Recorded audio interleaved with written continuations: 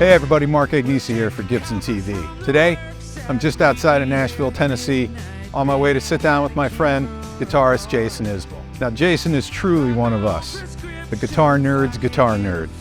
And with 9 Americana Music Awards and 4 Grammys to his name, he's got a guitar collection that would make any guitar nerd jealous. What you're about to see may shock you. This is The Collection with Jason Isbell. So I'm here with Jason Isbell. How you doing, buddy? I'm good. Thanks for having us. Thank you for coming. A long time coming. Yeah. A lot to talk about today. To get started, when did guitars first show up on your radar as a kid? I don't really remember a time when they weren't around. Like my grandfather played and my uncle played, my dad's brother.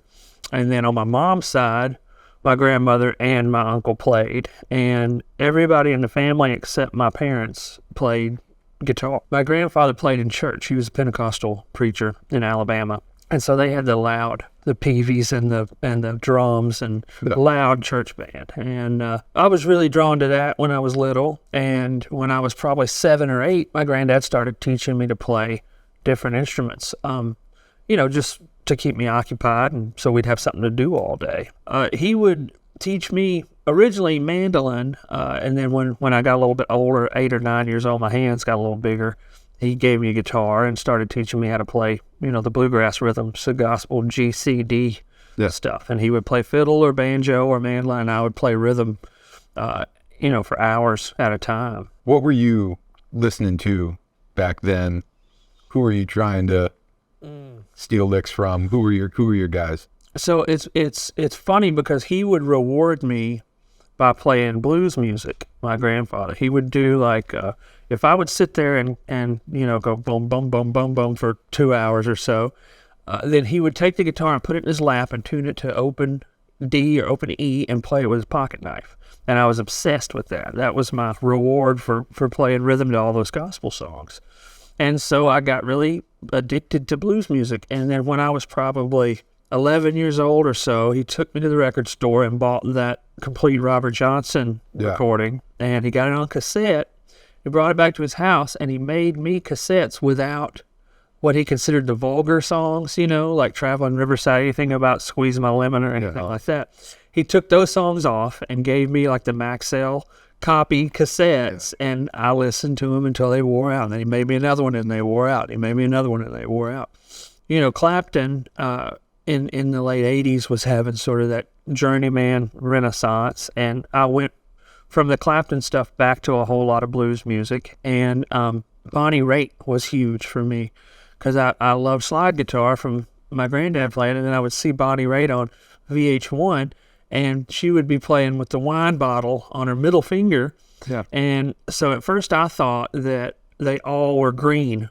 I asked my parents for a slide for Christmas, and they gave me a clear, Corseiden bottle style, and I was like, this is not the right thing. They said, what I want is green, and I still play slide on my middle finger because of that, because I saw Bonnie do it, and turns out like Ron Wood and Joe Walsh and a lot of great slide players play on their middle finger, but I did it because Bonnie, and our hands were probably about the same size when I was 11 or 12, and, she was at the top of her powers in those days. Of course, that took me to Hendrix, and that just took me to everything, Zeppelin and Jimmy Page, and then I remember getting the Alligator Records collections, and listening to like Copeland and Hound Dog Taylor and Coco Taylor and, all the just really kind of squonky Chicago and hill country stuff. So I just really was obsessed with the blues from that point. When did you get your first guitar of your own, and what was it? What was your first? The first one that was really mine, my uncle gave me. He bought in like 1988, probably 87. He bought a Washburn with a Floyd Rose, and he gave me his Les Paul copy, which was the Electra MPC. I still have it. It's in there somewhere. And it's got the built-in effects cavities, so it looks like a Les Paul Custom, but it's got the switches on the bottom, and I think the ones that I had were like overdrive and flanger, and so you got like a volume knob, a tone knob, and then 2 knobs that control the intensity of the effects that are built into the guitar. Heavy. It was so heavy. When did you start getting stuff to get serious? You know, I remember like I got a little used Gorilla amp for Christmas, you know, and then I got like a electric acoustic for Christmas the next year, and then finally when I was like 12, I think, I talked my mom into getting me a Strat, so I had a Strat for a long time. Yeah, I mean, it just, after that, that was all that I wanted to do. You know, I stopped playing sports in school and just played the guitar all the time. And so anytime I had any money, I would work. You know, when I was 16, I worked at Walmart pushing buggies and spent all my money on, you know, old Chandler tube drivers and, you know, crybabies and all that kind of stuff. All right. Here we are. We can do this. We can look at guitars. It's a big case. There's a big guitar in it. It's not the original case. Most of my cases are not original because I tour with these things, so I put them in sturdy cases. Yeah. Custom color? Custom color. Firebird 3? The red Firebird 3, 64. SV red. Yeah, and I had that bridge that Glazer does here in Nashville, the Music City Bridge. And took this off. I still got all that. You know, I'd had Firebirds in the past, but this one sounds really nice. The neck pickup is nice and fat. And, yeah, I love it. Where'd this one come from? This came from Retrofret, Brooklyn, New York. But one thing I think is really cool about this is the truss rod cover. Notice how short? Yeah. Seems like on most of the Firebird 3s it would come down longer, but this one is an anomaly for some reason. But I like the banjo tuners, and you know, something about a Firebird that I love is if you're using any kind of like Octavia or like even down octave stuff with fuzz, that bridge pickup is sometimes the only thing that'll cut through. Yeah.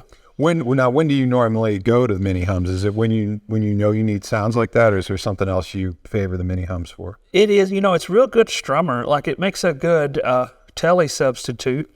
You know, if I just want to switch out one night and not play a Telecaster on something I normally do, like I've got a song called Flying Over Water that's on Southeastern, where the solo has an octave down and it's got a fuzz on it. And, you know, it's kind of a shreddy solo, which I like to throw in my sad country records. A goofy, masturbatory solo every once in a while. But this one just cuts through really, really well. And I like how it's worn. You know, it's kept enough of the color. Yeah, it's still vibrant. It's still pretty red, and I love the, you know, the racing stripe of the neck through on these things. I like the ones where you can see that. That just looks extra cool to me. And everybody looks cool playing a Firebird. Hard not to, man. Plus, if you want to play Freebird, you can reach these notes for the solo. Try to play that on a Les Paul, and it's a struggle, but you can reach up here on this thing. Chuck just said that this one's his favorite. Yeah, Dave said it's his favorite. I'm excited to see it. This might be the original case. SG of some kind. I bet it is, yeah. Dave likes to rock, so here's the rock machine. Oh, Les Paul SG. The Les Paul SG, 1961. That one's seen some sun. It has, yeah. Yeah, somebody played it out because the back's still pretty red. Back still got a lot of cherry front. But the top is like hamburger meat after about a minute in the pan. Thoughts on the sideways wiggle? It makes a good balance. It makes a good weight to balance the headstock. So I keep it on there. Is it blocked out? It is blocked out. It's got blocked out? Yeah, I got it blocked out. It's a cool idea, but I just can't get it to stay in tune if I touch the thing. So I got it blocked. But still, you can do some kind of like, you can hit a chord and then just palm the bridge. Yeah, just push it down a little bit. But this one's all stock except for the frets, no brakes, all the wiring, everything, still got the PAFs. This is a rock and roll feast, this guitar. Where did this one come from? Chicago Music Exchange. Right on. How long have you? I had it a few years, maybe 4 years now, I think. Yeah, man, I just love it. It's so lightweight and it's. Now, what does the SG with PAFs do for you over the burst? Like, why would you reach for this one instead? You know, for slide purposes, it's a hard thing to beat. Yeah. And it is. I mean, there's a reason, you know, Dwayne and Derek use those things. And it's also that top end, the bridge pickup just really bites and cuts through. And with a Marshall, if you don't have any kind of treble booster on there, you don't really need it with that pickup, you know, because you still get the kind of woofy attack, but it's got the force behind it of that high end. So I like that. This is what, 61? Yeah, First year. One. Yeah. Great checking. And you can tell somebody loved it because, I mean, it's been played. Yeah, it will wear through on the edges. But I love one that has been played but hasn't been abused. You know, no breaks or cracks or anything. I like how the back of the headstock looks on this one. It's got that kind of like the checking that's in between the moisture. Yeah. Yeah. And that's, I mean, somebody played a lot of rock and roll lead guitar, like boogie woogie, Chuck Berry style, because right here is the A position. Normally you see it right here. Yeah. That's not a cowboy chord spot. That's a... And he was happily married as well. Uh-huh, yeah. I like a wedding ring, Mark. Man. Yeah. God, the weight is insane. It's good, isn't it? That's like fly out of your hands. Yeah, I love that guitar. So, humbuckers, playing slide. Yeah. That's the main squeeze right And you there. got the access, Yeah. you know, up here. And, you know, anybody who grew up in the South and played slide guitar, you know, you kind of need a real good old small guard PAF SG if you're going to do that. Need one. I think everybody in the world needs one, whether they play guitar or not. Yeah. Well, this is the brightest colored Carlton case I've encountered. I know. It's And that's it looks tiny. foam green, tiny Carlton case. I got this for my wife. This is Amanda's guitar. She plays tenor guitar because she's a fiddle player. She likes having 4 strings, no more. So she'd gone through a series of kind of crappy tenor guitars over the years, and I got her this one for Mother's Day a few years ago. And I'd been looking at the old Gibson tenors from the 50s and 60s and found some of the SGs, which are great, but Nico Case plays the SG tenor. Every time I see one, I think of Nico Case. Wonderful thing, but, you know, I wanted Amanda to have something a little bit different. So I found this down in Florida. I believe it is in 1956. And if you spot it as different, let me know. But Oh, yeah. look at that crazy guy. TV special tenor. TV special tenor. And what I love is like the tailpiece is identical. You know, they just used the same one, And they just did and they full just dots plugged on the holes. the other 2 slugs. Yeah, and cut. I guess they just cut this down on either side. You know, because it doesn't have like the inserts on the edges of the headstock, so it looks like it started out as just a regular TV special Les Paul. Definitely the same. Yeah, before talk about a lost instrument, though. Yeah. I mean, like how many? I mean, I've seen so many tenor guitars from like 40s, 50s era, and then it just seems like nobody makes them anymore. disappeared completely. And there was that old kind of jazz style tenor playing, you know, where people would do like the 7ths and the 9ths and play rhythm with them. They make really good like strummy guitars. And if you've got a bass player, you know, you really just kind of need those bottom 4 strings to make a good chord. It's super fun. I like to sit around. Great wear too. Great checking. Great. Yeah, somebody played a lot of tenor guitar on this thing. Yeah. Like somebody really was a professional tenor guitar player. Never seen one of these. It's cool. The 4-slug peanut. Yeah, how awesome is that? Yeah, it's just so homemade. With the dots. With the pearl dots. Just like they would do the pearl dots for the stop tail piece if they're going to put a Bigsby on it. Same And I thing. wonder if somebody played it with a, you know, plectrum, because of the way right here, it looks like this. You know, so somebody was probably going ka-ting, ka-ting, ka-ting, ka-ting, ka-ting, ka-ting, chord, chord, chord, chord, chord, chord. That's cool. Yeah, I like that. That's a first. You have officially the first Thank goodness. with a TV special tenor on Yeah. the show. Yeah. Let's talk collecting. What percentage of your collection is acoustic versus electric? I have more electric guitars than acoustic guitars. I don't have a whole lot of old acoustics. I have just a few. And that's really because, like, when I'm sitting around the house playing, I play electric guitar, you know. And when I was teaching guitar, when I was in college in Memphis, I would tell my students to get an electric guitar. And I know most teachers say you get an acoustic because they're harder to play and you'll be straight. And then when you switch over to electric, but I think the trick is to keep people playing as long as Easy, possible. yeah. Yes. So like when you have an electric guitar, first of all, it's easy to play. And then when you run out of things you know how to do, you can just make noise. But yeah, I think the majority of my guitars are electric, especially the vintage stuff, because, you know, they've had less work done to them. I mean, the old acoustics, all of them have had. Requires a lot of maintenance. Yeah, and also that all that organic material I have a hard time committing to those purchases, thinking at some point I'm going to have a neck reset on this, or at some point I'm going to have the bridge glued back down, or the plate replaced, or like I don't particularly gravitate towards guitars that are all beat up because I feel like they're already somebody else's. I like stuff that's in relatively good condition that I can put my own mark on, because I tour with pretty much all of my vintage guitars. I put new frets on everything, and I take it out and use it. Well, tell me a little more about touring with this stuff. Nothing's off limits for you to bring on the road? You're happy to take anything out? Yeah, I'll take anything out. Like, I mean, if it's an old acoustic and it doesn't have a pickup, I'm not going to cut a hole in it, so it's not going to do me not going to modify it. Yeah, but for the electric guitars, I take them all. I take everything out, and like for the burst, if I can carry that, I'll take it with me. I'm not going to give it to somebody else and say, here, risk your life for this this guitar. But yeah, if I can carry it with me, sometimes I hire my dad to come out and be guitar security, so he just carries the Les Paul behind me. Nice. He likes that gig. Yeah. That's not a bad. It's not bad. No. At what point did you start collecting guitars, or were you even collecting? Were you just trying to get tools for stuff? Yeah, I still don't feel like a collector really even now, because I mean, you don't call a painter a paintbrush collector.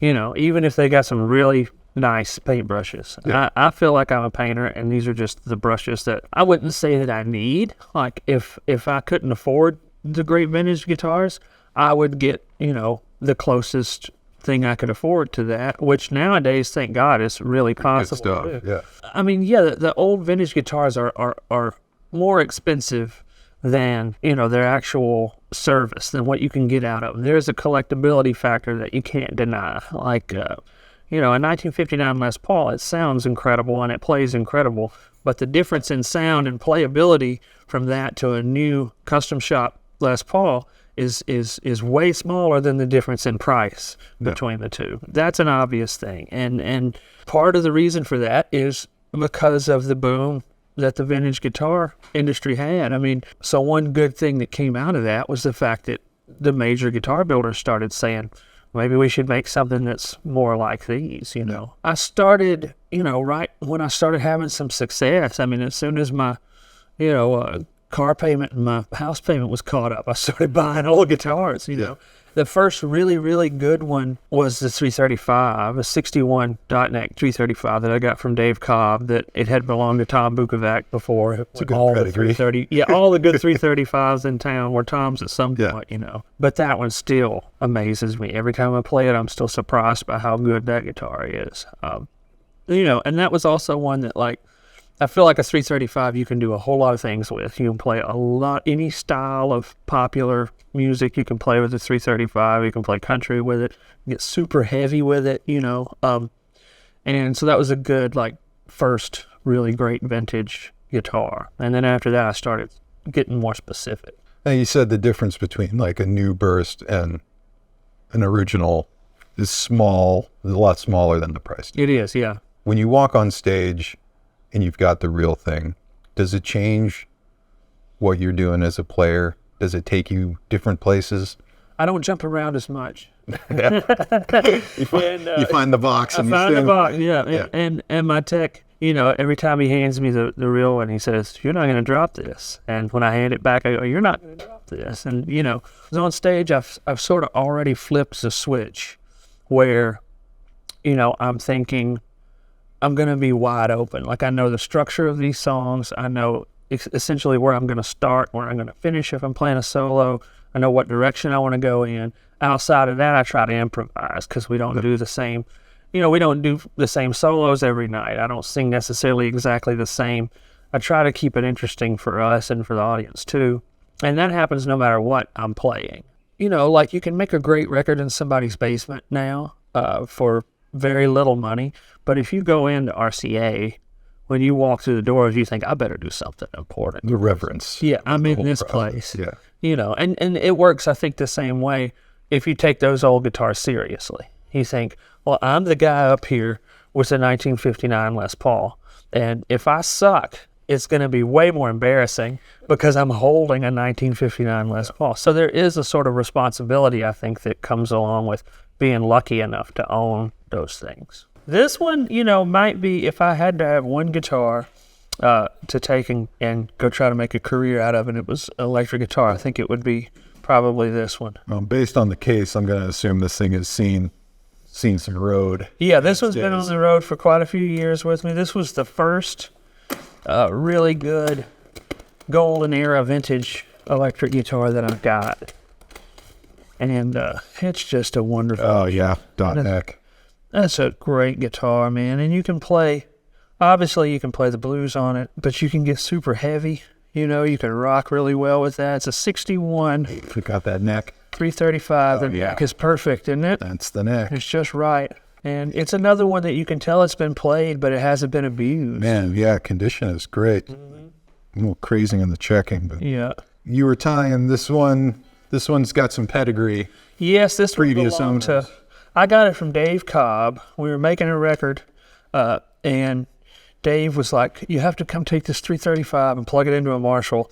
And he had the Tone Bender 1.5, and so he's like, "We got to turn everything all the way up, and then you just put on the neck pickup and you turn the volume down to about 6, and you hear the clean tone, you know." Yeah. And so of course I did that, and it was murderously loud and kind of the most beautiful thing I've ever heard. And I said, "Dave, how much would you want for that guitar?" And Dave gave me a price which was extremely reasonable. Yeah. And I think probably because he didn't think that I was going to immediately go get the money, you know, because at that time I wasn't selling a whole awful lot of records. And so it was a big leap for me to get this guitar. But I went and got the cash, and I took it and gave it to Dave. And my wife has a picture of me and Dave right after he sold it to me. And I'm like ear to ear smiling. Dave's just going, he's so upset.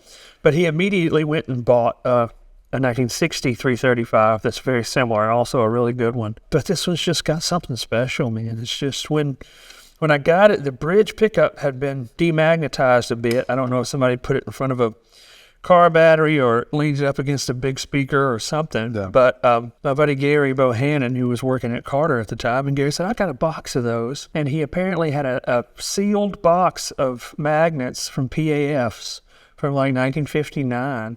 And he said, "I'll just test these out and give you the best one." So he just slid that magnet in and popped the new old stock. Ain't Nashville the best? It's the best. It's the only town in the world where the first person you call as a box of vintage 59 PAF magnets. Yeah. So that's what it's got in the bridge. Was this your first PAF vintage Gibson? Yes, it was, and I was terrified. And I did what I usually do to the Gibsons, as I'll replace the ABR, so it doesn't buckle while I have it. And then I'll replace the stop tail in case I want to top wrap, don't want to scratch it up. So I'll take those and seal them and put them away. And then these, Repro, I take the originals and seal them up because... Originals were still there when you got it? They hadn't crumbled yet? Or? Yeah, I mean, they were crumbly. They were on their A couple of them were halfway off, and they all look like dead man's toes, you know. Yeah, mummified. Yeah, so that's it. Everything that can be, you can undo that if you ever want to sell it, but I don't think I'll ever get rid of this guitar. Cause this one's come with you everywhere, right? Yeah, it goes on the road every tour. I've used it all over the records, and it does everything you want an electric guitar to do. I mean, you can get some real character out of it. The middle position is just beautiful. It's round and sparkly, and it can rock, man. So here we go. Now we got a big old acoustic guitar. This I've used all over my last couple of albums. Oh, I love this one. It's so 47, 48? 46. 46 post banner. Yep. Still strip logo. Strip logo. Light as a feather. Yes, it is. Dried out. Got a couple of big old cracks that have been cleated, but you don't hear any buzz. That's a man neck, right? Isn't that a big neck? That is a man neck. Yeah. Oh. But this thing has served me well because it strums really good and it finger picks really well. Yeah. Now, I mean, I know you love Martin flat tops. I love Martin flat tops too. They're just different animals than the Gibson flat tops. When would you reach for this as opposed to your D18s? When I want something that sounds rounder and not as like mid-range projection, when I'm not looking to be the biggest thing in the mix, when I'm not looking to cut through. And, I'm a songwriter, and I think this is probably the greatest model of songwriter guitar anybody ever made. Probably more hits have been written on J-45s than I think so, yeah. anything else. Yeah. More great songs have been written on these old J-45s. So when I'm just wearing the songwriter hat, this is the guitar that I'll reach for. This is probably the one that I write on the most often now. And it handles open tunings really well. And it just plays easy. It's had a neck reset and frets like they all have from those days. But it's great post-bearing. You got the truss rod in it. Right. You got metal back. Yeah, at that yeah. point, and you put truss rods in them You again. could mess with it a little bit. But it just has that, like, you know, if you want to sound like Nick Drake, you can get that on this guitar, or you can use a flat pick and open it up. And this is basically a sunburst version of the Dylan Yeah. J50, just the script logo, you know, Yep, this is it. mid-late 40s. So this is what you're used to hearing, you know, if you're thinking about this being a song. That's the sound of it, even with the B a little bit flat. That's how it's supposed to. That's how it's supposed to sound. legit. Sounds for real. Yeah. Yeah, I love this guitar. Where did this come from? It came from chiropractor Mike, who is Michael Bethencourt's chiropractor. My tech Michael in town, and he's got the most ridiculous collection of guitars. He's got just ridiculous stuff. He had a booth at the Franklin show the last time I went down there, and had a all gold Goldtop with apparently one of the earliest Les Paul cases made, because he took it into Gruen's, and George said that case is worth as much as that guitar. That's like the second Les Paul case ever made. Wow. He's just got cool stuff. People always bitching about the doctors buying up guitars. Occasionally, it gets passed on. I know. And where would we be without the chiropractors of the world? Let's see. This is my Likes fish. Yeah, right? He likes Trey. Yeah, he likes Trey. He likes it when Trey breaks out the hose. So this is my most recent acquisition. I just got this a few days ago. Look at this guy. Oh, herringbone. Yeah. 0028. 1934 00028. Talk about clean. Yikes. Isn't that crazy? This one I've been calling the Frog because it's so small, but it is so loud. This is a Dreadnought Killer. Oh, How about that? was not expecting though. And that's with light gauge strings on there. Wow. That is a monster. Wait, Yeah. nothing to it. Light as a feather. Did you refret this? No, it had been refretted and had a neck reset, and I think there's a little bit of overspray happening. But other than that, we got no cracks. It ain't dampening the top at all. No, and we got no cracks. Everything on the inside is clean as a whistle. It's got that forward shifted. Just put your finger in and touch the X brace right there. Yep. So you still use this for a big strummer too? This isn't just your finger picker? No, I'll your strum flat on picker? that and record that for rhythm guitar. And yeah, I mean, that really kind of can do anything. It's got that tight focus low end. It's a short scale, so it's kind of, you can bend, you can play solos on it if you want to. Now, obviously the J-45, I know you play a lot of D18s. When's the Rosewood come in for you? When's the Rosewood the guitar you're going to pick? I just recently started enjoying, like the Brazilian back and sides acoustic. Super straight. Isn't that nice? Super Look at that. straight, Great. man. Yeah. I just recently started getting into that because I always liked the mahogany. It felt like it just dried out and was so light. And you can play a loud lead on a mahogany guitar. When I was growing up, the loudest acoustic was the best. Whoever had the loudest one could override the banjos. As I've gotten older, just adding to that palette, I like how the Rosewood looks and I like how it sounds. I wasn't looking for a triple O. I was just looking for a really good old Martin. And this one beat, the D28s and the D18s and everything in there. That's a fun guitar, man. What was the first time you got to play a burst? Do you remember the first burst you got to play? I think maybe the first time I went to Seattle, I went to Emerald City and they had one. Yeah. And I remember playing that and, being just amazed by it. I mean, it's been 12, 15 years ago probably. I specifically remember which ones were really good to my ears, even before I had a whole lot to compare it to, and you just know. I mean, like when I played the Red Eye, I hadn't even plugged it in yet. Like I went in, Carter's called me to come in and make some videos of some of Ed's collection after he had passed, and Sharon had brought his guitars in. it was on a stand, which I think this may be the last time it's been on a stand. I don't think I've ever put it on one. Yeah, because they can't fall off the floor. You know, I said, is this really this guitar? And they're like, yeah, that's it. You know, that's why you're here.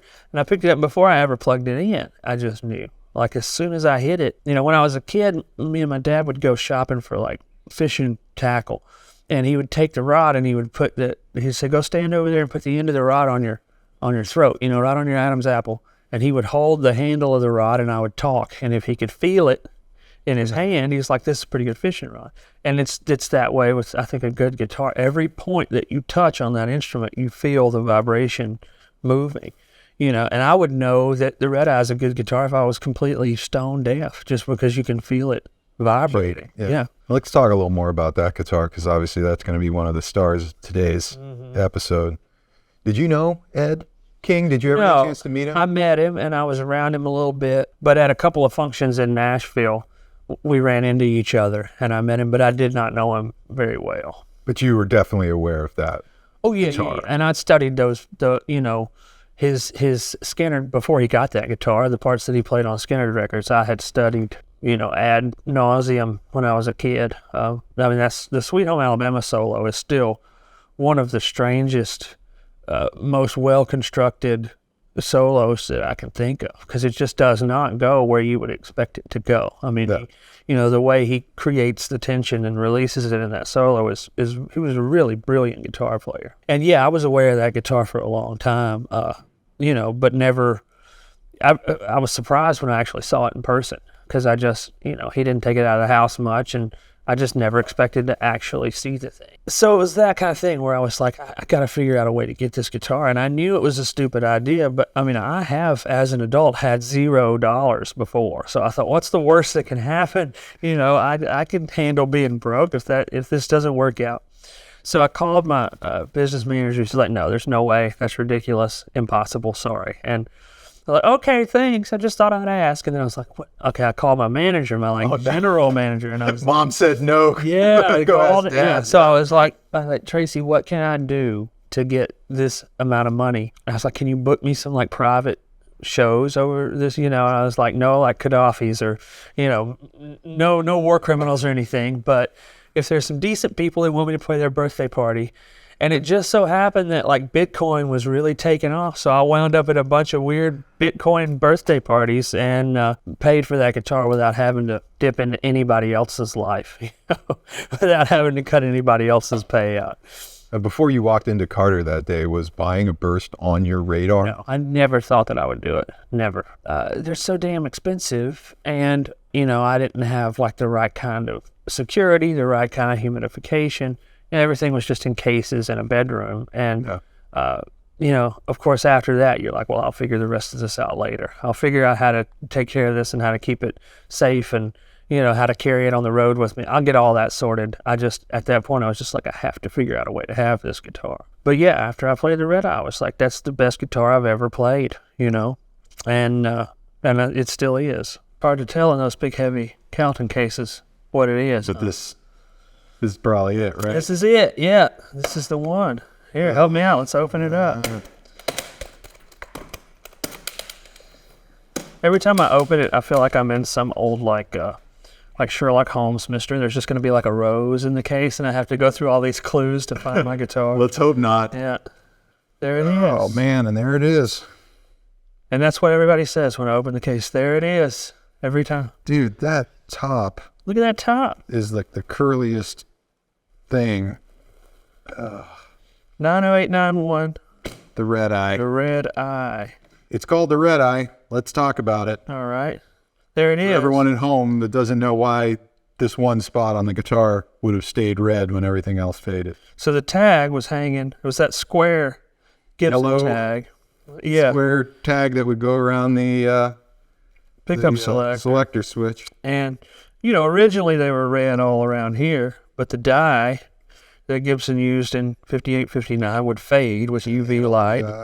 That was quick. If that sat in a store window. That's what I think probably happened. It just sat in the window for a little while, and, you know, they didn't sell too quickly in 58, 59, so sat in the window for a little while, and everything faded except the spot under where the tag was hanging. And I'm looking, I can just see under the guard It looks like still there's red. major tan lines underneath the Yeah, it's still guard as well. still red under the guard. This one, the wiring harness is like February.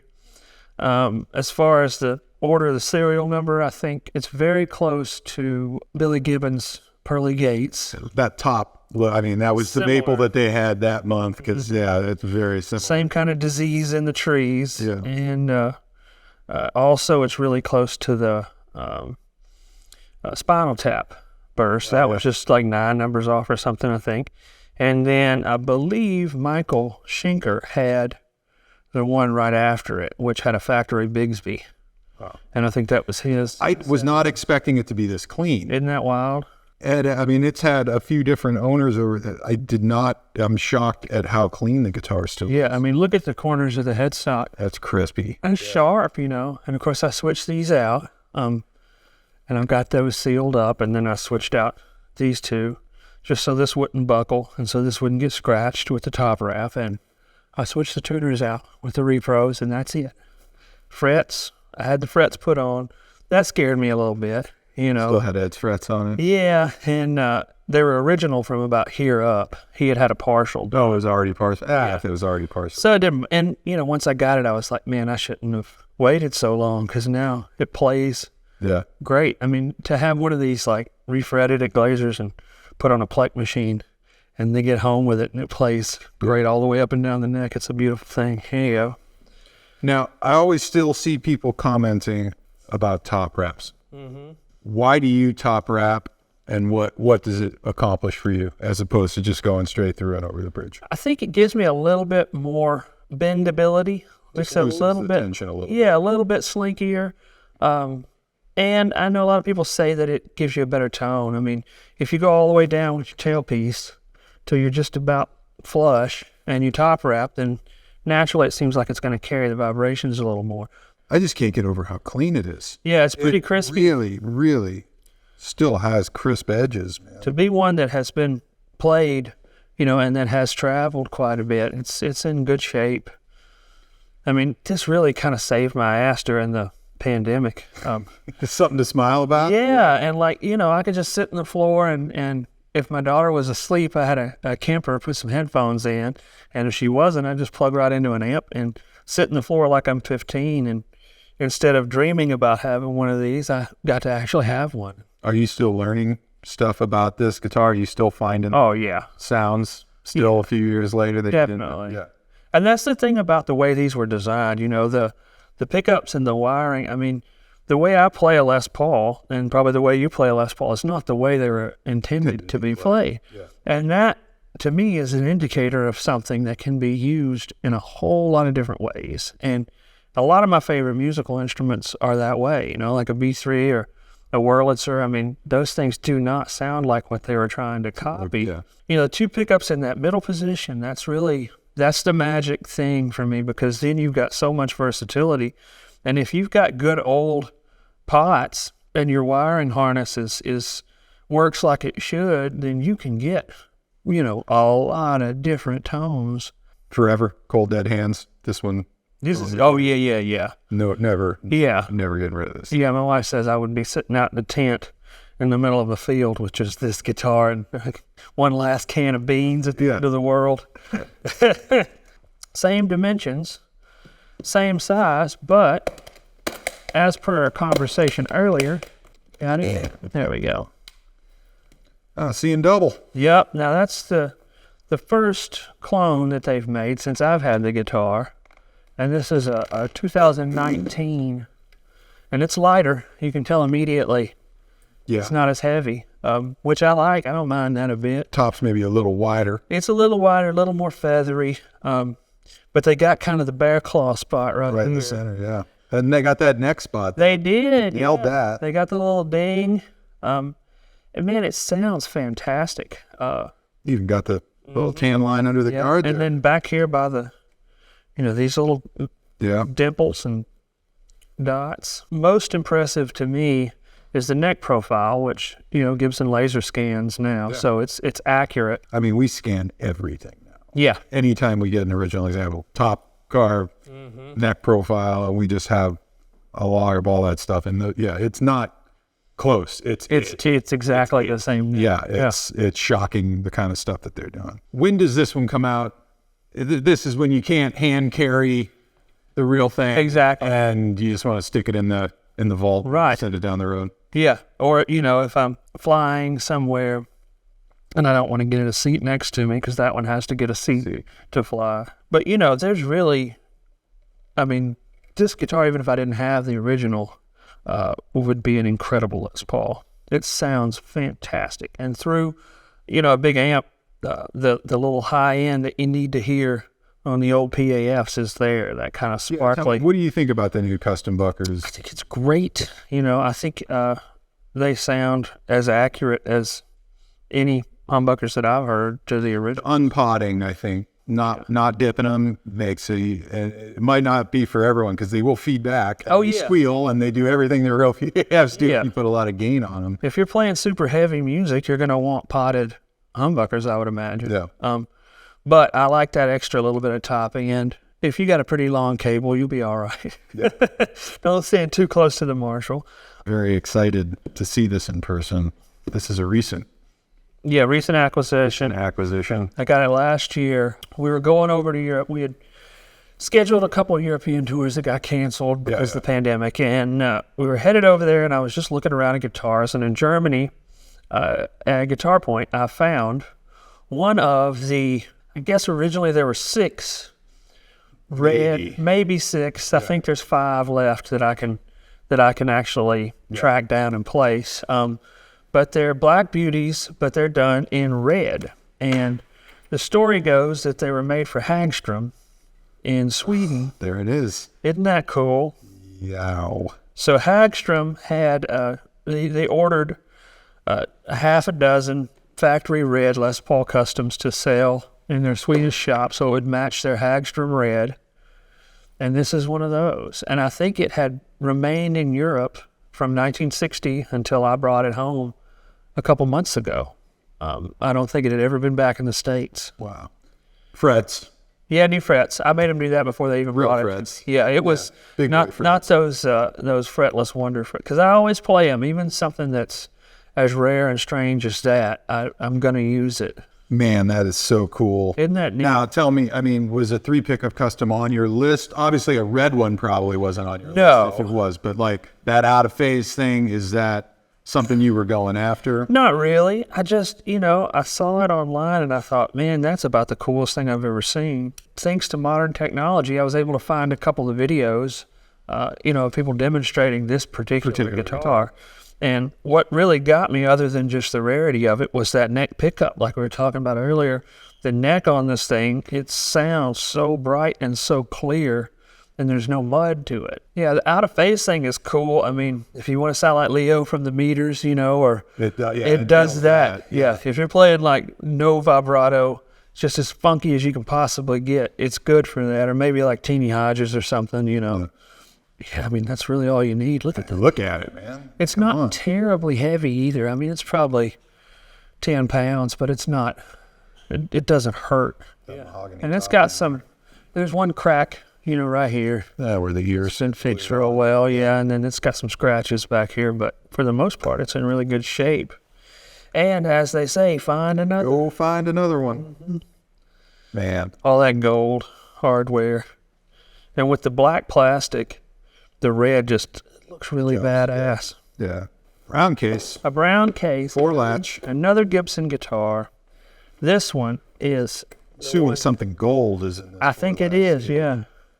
Look at this guy. Oh, with the Bigsby. With the Bigsby. So this is 53 that Larry Craig put the Bigsby on. Look at the dish on that thing. Yeah, I know. That's got a top carve. It's got a good top carve. And look where Larry had to put this bridge to get that angle right. It is dead set against the top of that guitar. Wow. So he did, this one used to belong to Jason at Fretboard Journal. Yeah. And he did a piece on Larry and talked Larry into putting the bridge on there, putting the Bigsby on. But there's some things that have been replaced. I think the pickup covers have been replaced on this one, of course the tuners. But all the electronics are what they originally were. And it's just that green. Green is what you want to And see. you can feel the. So you can actually feel the texture of the check. That is so like deep. the most ASMR. Yeah, Like just that sound of your fingernails on it makes me so happy. that's great. When do you go P90s? I play this guitar a lot, actually, a whole lot. This one gets a lot of use in the studio when I want something that sounds like it is impossible to completely control. This neck P90 I love because it is so stratty. I mean, most people don't realize that this is what another Brick in the Wall solo was one of these. Yeah.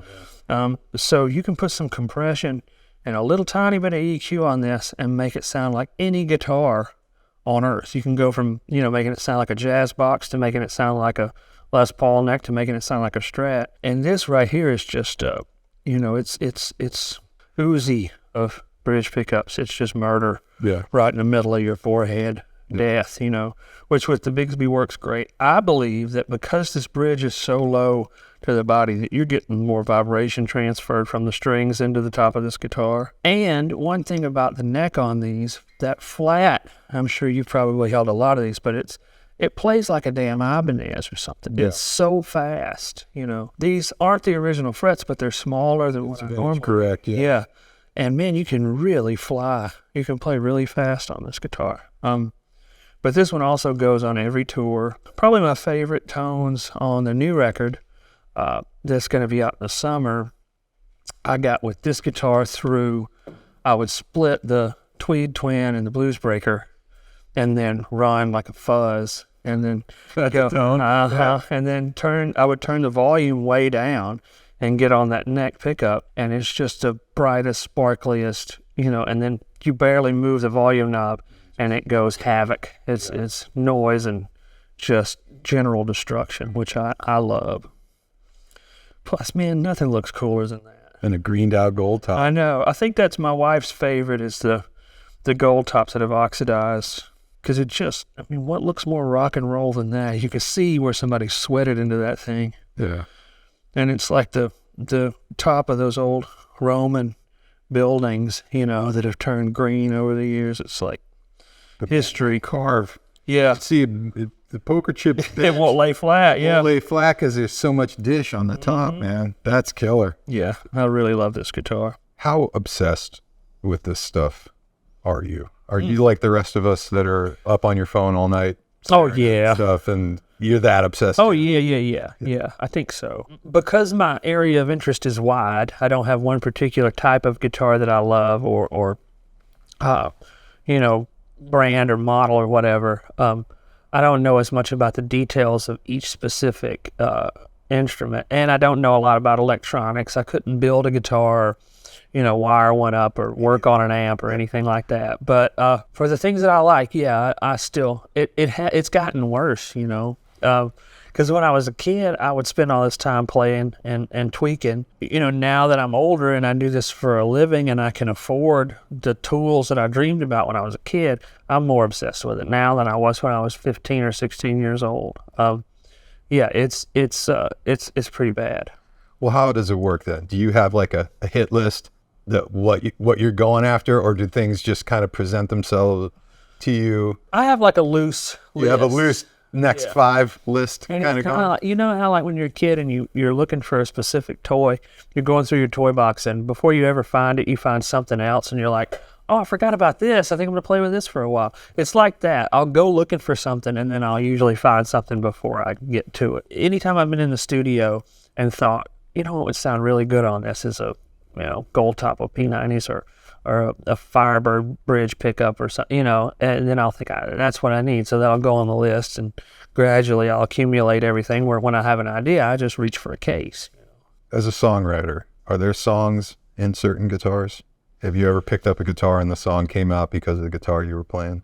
If a guitar suits you personally as a guitar player, it, I think, will inspire you, because the trick about songs is the more time you spend being aware, the more songs you're going to write. Whether it's aware of chord changes or melodic things or lyrical, if you're sitting here noticing everything, that's the job really of a songwriter. First you learn how to the rules of how to rhyme and how to make language work to solve the puzzle of what you're trying to express.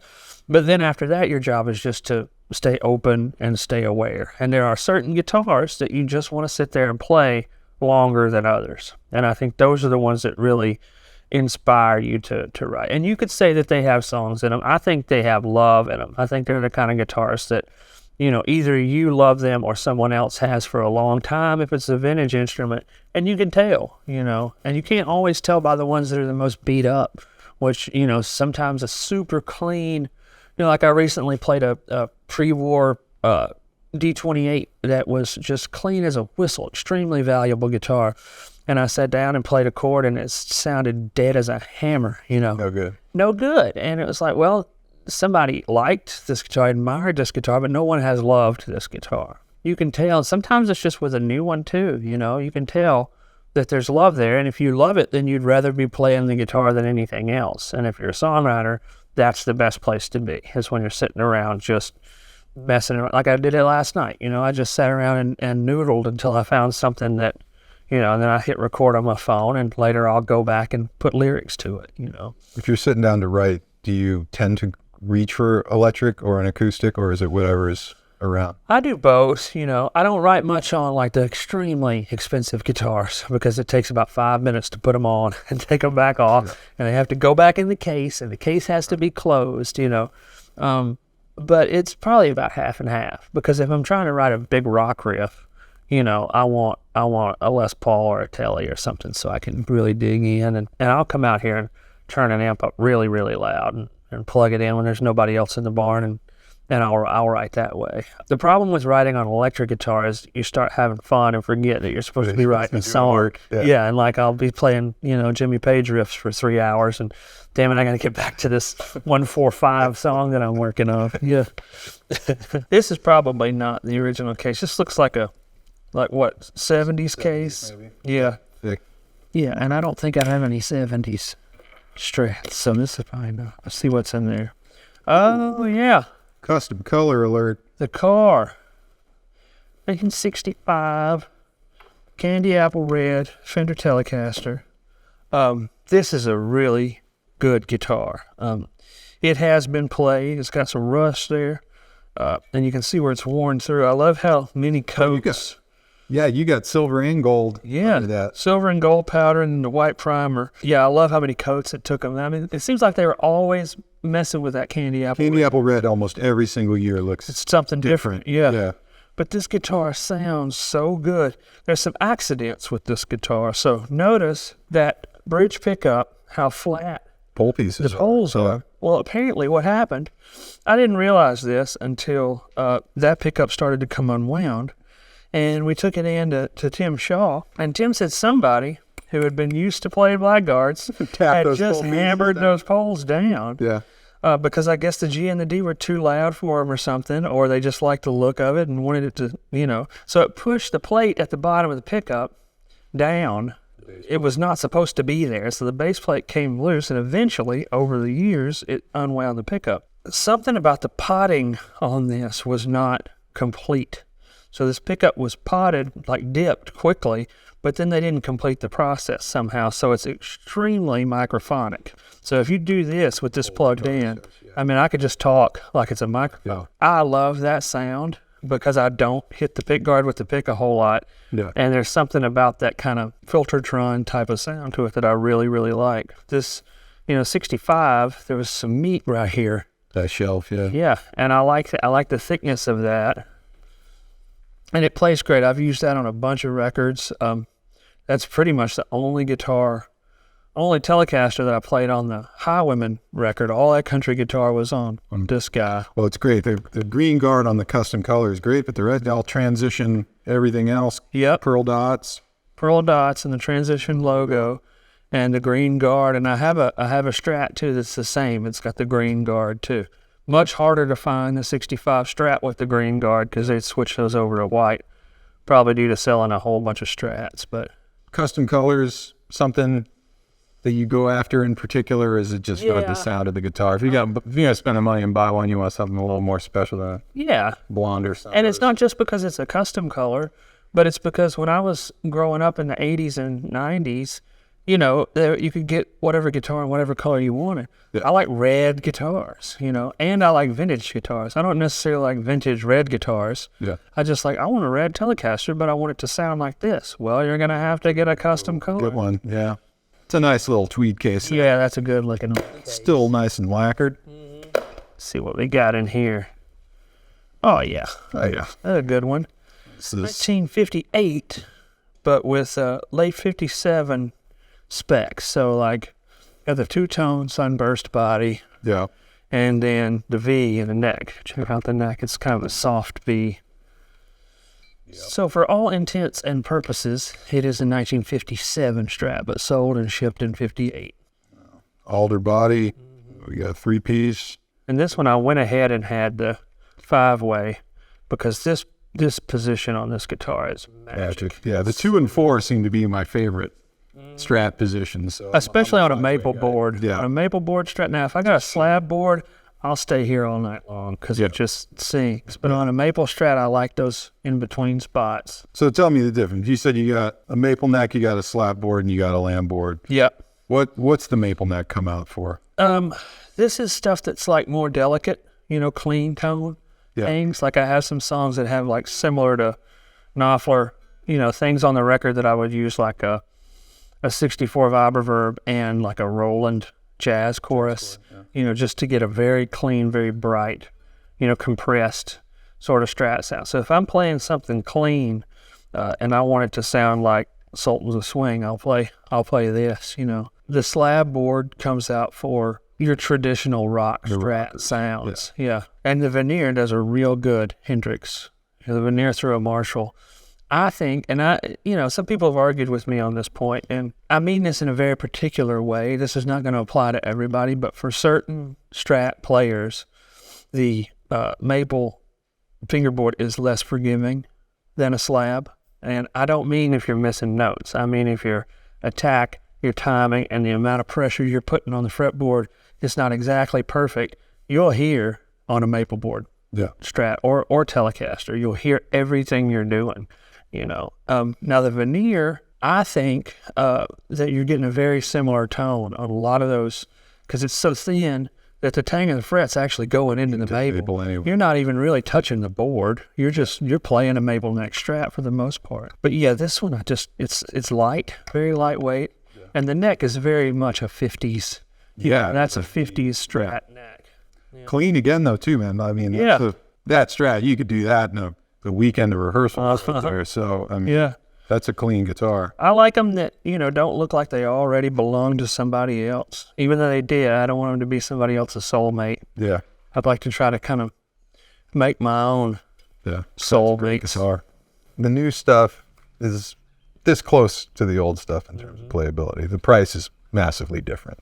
On stage, it's really not changing too much about how you're attacking the song. For those people out there who are, you know, how could you pay that much money for a guitar? How do you justify the spend if you know the new stuff is pretty damn close to the old stuff? It's silly. I know it's silly, but I love it. I love the old stuff. You know, it inspires me to play more.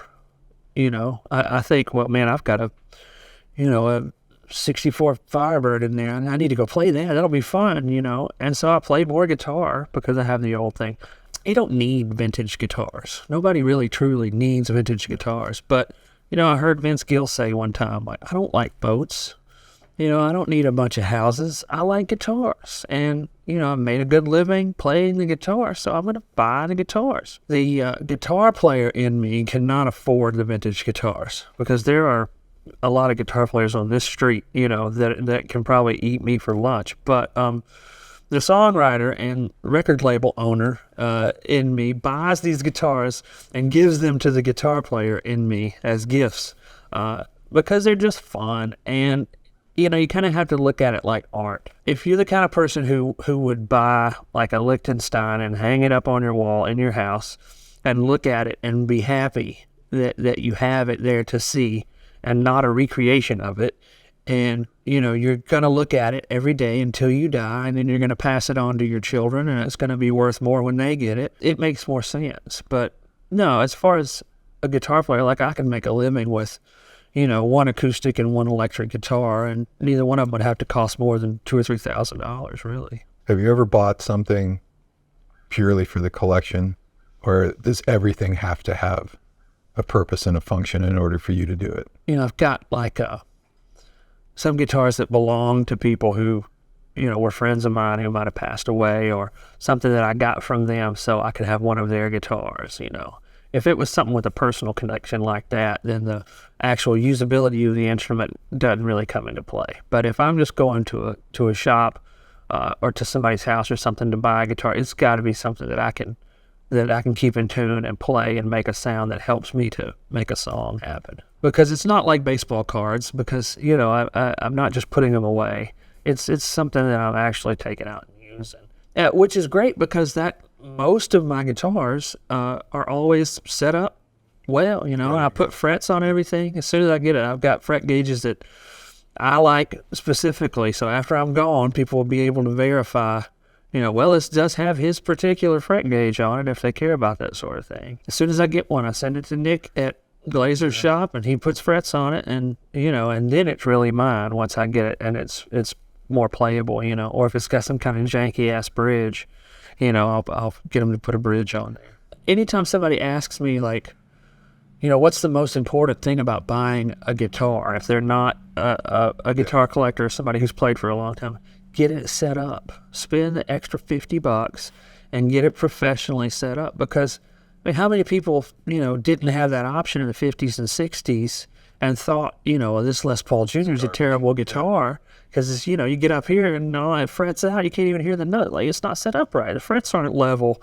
The intonation's off. And a lot of those, I think that's where the real magic happens for me, for a guitar that somebody else might not have realized that it was a good guitar, so they put it under the bed for 30 or 40 years. But Yow. Look at that guy. Still got the halo. What is this, 53? 53. 53? Yep. Oh, with this receipt? Uh-huh. Original sales receipt? Yep, from Kansas. $234. $234.04. Yep. Was his name Bob Russell? Bob Connor. Bob Connor in Russell, Kansas. Bought it in 54. It's a 53, but he bought it in 54. $229.45 Plus $4.59 in tax. Yeah. Ugh. Yeah. Born at the wrong time. I know, man. Most of this is me. Really? Yeah. When I got this one, it had the head and the neck and the body had never been separate. Yeah. And so it's still, these screws still stuck way up, and the neck, the frets were tiny, for playing with a wound third and just playing cowboy jazz. And it is clean as a whistle. Flip this back. Tell me about this guy here. Flat pole piece. The flat pole, a lot of people did different things to try to make these two strings sound a little bit louder, especially the G. I think Roy Buchanan would put like a nickel underneath that screw to try to get it a little bit hotter. But, Lowell George would take the flat poles out of Blackguard Teles and put them on his Strats to play slide guitar on, because they just have a real warm treble. And there's a sting to it. There's a lot of, it's a lot, but it never hurts to me. It's like a velvet ice pick, I call it. Yeah. Those flat poles. But yeah, this one's still got the old wiring. And you can find that position, but it's out of phase. So it is. So it's talk about a quacker. Yeah. Wow. These two together are out of phase. Do you ever use this position with the cap? Does that ever come handy for you? I've used it for one thing. I'll put on like a silicone fuzz and play it with no vibrato, and you can make it sound like a Nord lead. It's a really which is obviously what Leo had in exactly. Mind. He's like, how are we going to make this sound like a single wave synth? But I love the neck on this. It's a little bit fatter than most 53s.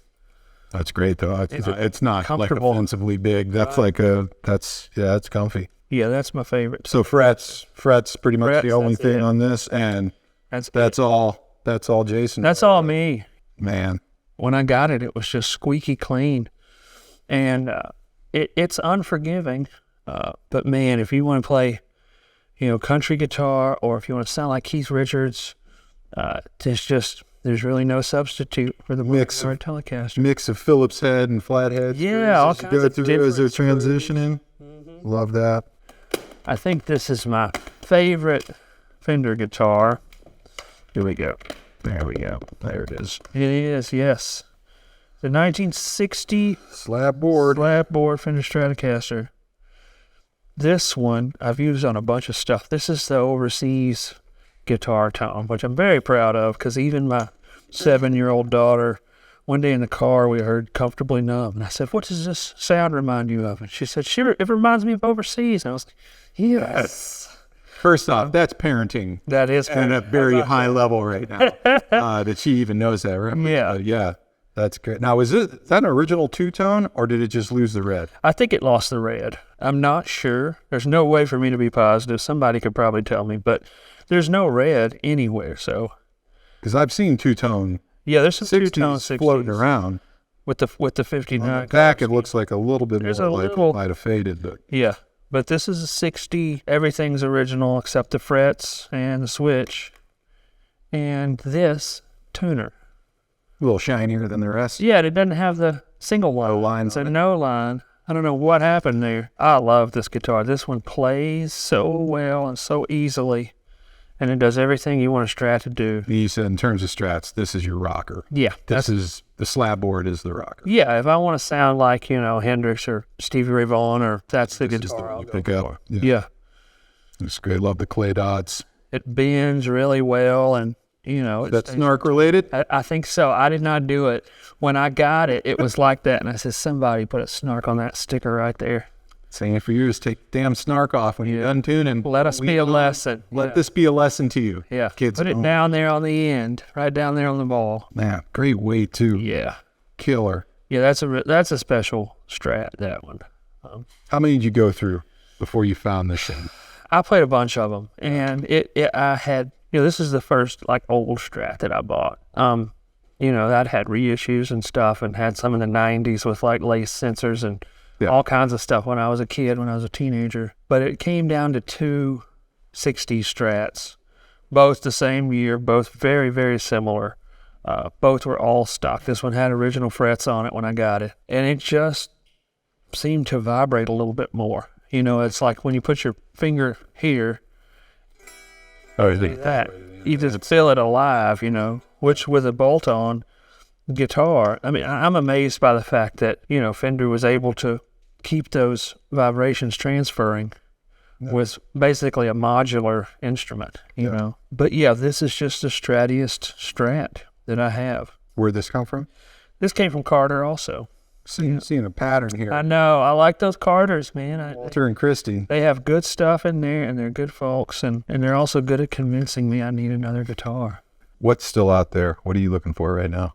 Give me your top 3 on your list that you'd really like to track down. At some point, I want a good pre-war Dreadnought. I don't have a Rickenbacker. I could stand a good, weird, Rose Morris Rickenbacker or something. Enough. Yeah. I have to see you as a Carina Flying V kind of guy. I know, right? I know. Yeah, and the way they sound is it's undeniable.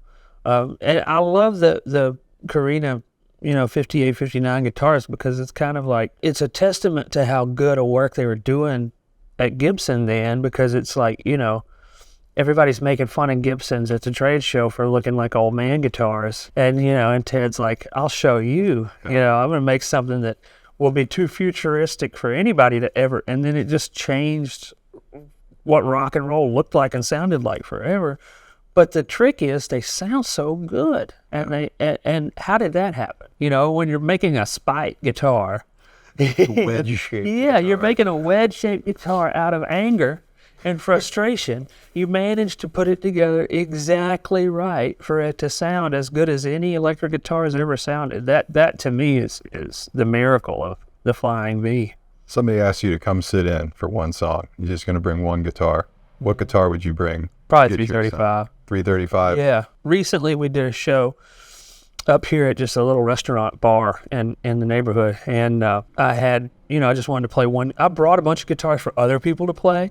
I brought the old Goldtop and an old Strat and stuff for my friends to play. But for me, I just played the 335 all night, with the blues breaker and the Rangemaster and use my volume knobs. And you can, you can do any style, anything. And it plays so easy. That 61 neck, it's kind of flat.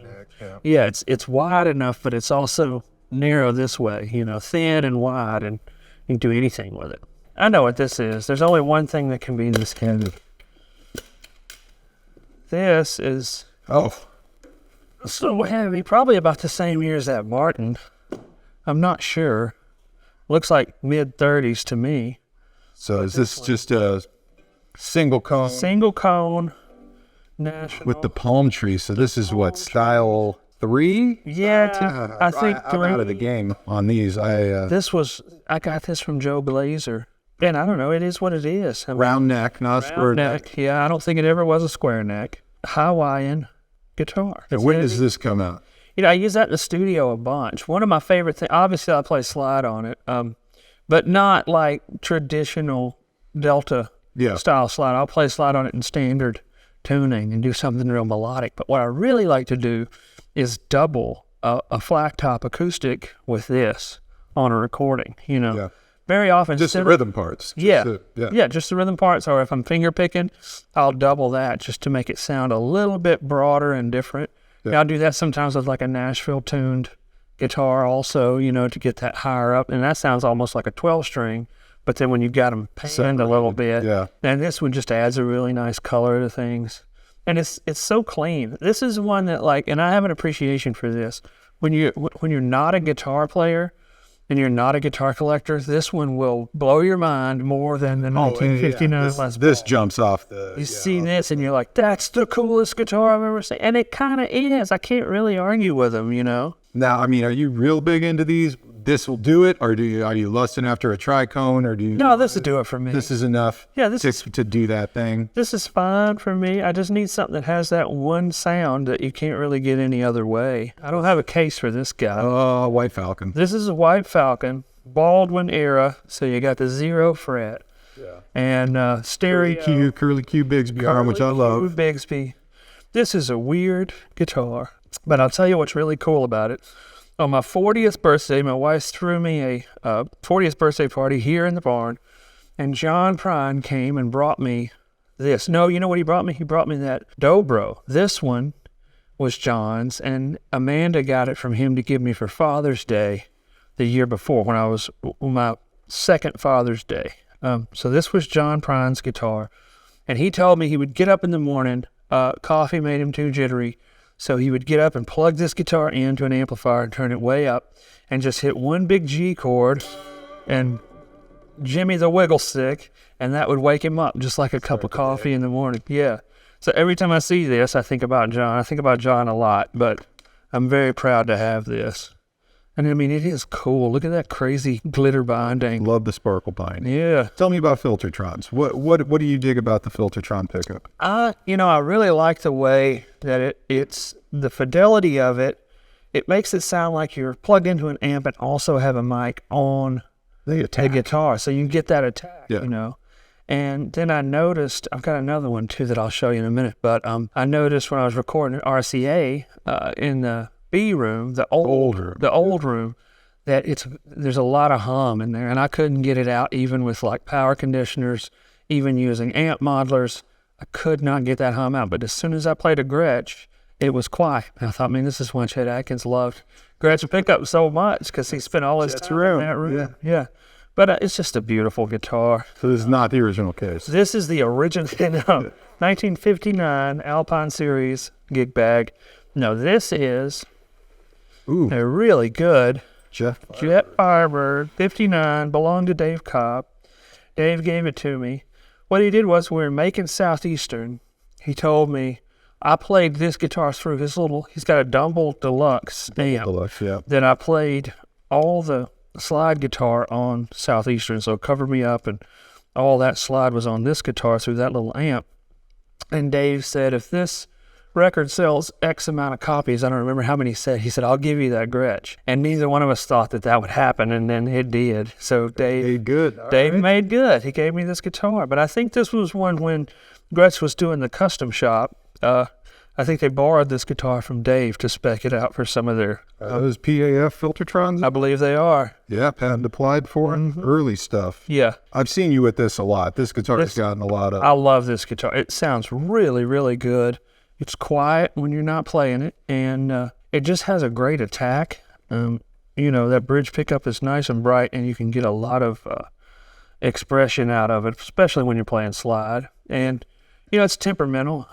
A lot of these Gretsches, I think my tech Michael asked somebody who had worked there in the late 50s why so many of these guitars are just exemplary, and then some of them are complete duds. And he said, well, some days we had good drugs, and some days we didn't, you know.